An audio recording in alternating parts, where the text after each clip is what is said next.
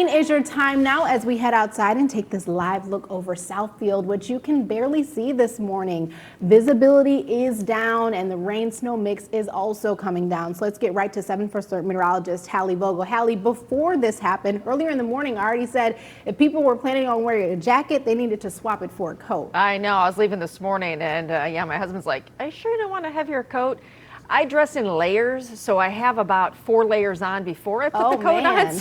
So I'm usually pretty good. But just a suggestion, yes, if you don't wear those 4 layers, a heavier coat's a good idea. And the kids are really going to have to prepare for tomorrow morning and Tuesday morning with wind chills in the teens. I would say, of course, kids are going to have recess. If they're elementary school, you want the hats, the gloves, the whole bit. It's going to be a cold one over the next couple of days. And we're already experiencing the colder temperatures now with the rain, the snow, some slushy accumulation, especially when we move away from those paved roads and you see the grass will start to accumulate some of that snow. I do anticipate, though, kind of that wet, slick road condition, so just take it slow. We'll start to see lake effect snow bands develop this afternoon, tonight into tomorrow, and we know how variable and how hit and miss those can be.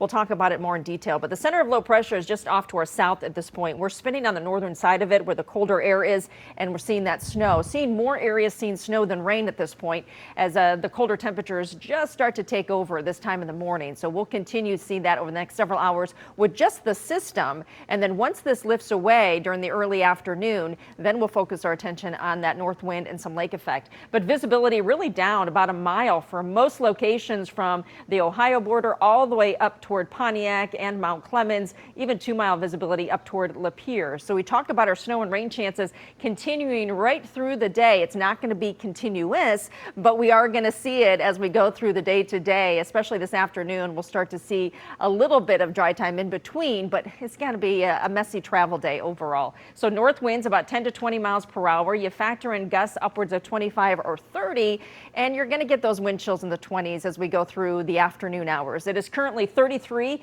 in Detroit and Pontiac, 34 degrees in Mount Clemens, and all this colder air from the system is starting to sink southward. Those highs in the 40s well south of us today. So here's our hour-by-hour forecast. Notice this is 1 o'clock, and the system is starting to pull away off to the east.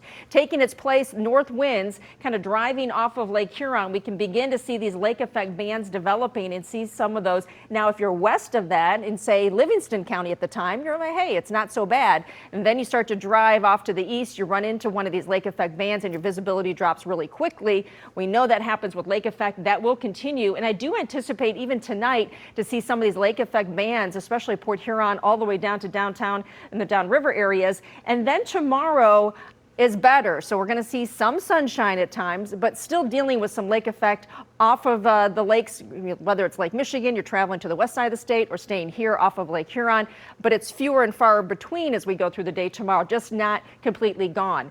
Now we're talking about the cold. This affects everyone. Look at the wind chills. Teens tomorrow morning. By the afternoon tomorrow, we're going to stay in the 20s with wind chills. And then by Tuesday morning, we'll do it all over again with teens again. So cold couple of mornings. We start to recover by the middle of the week back in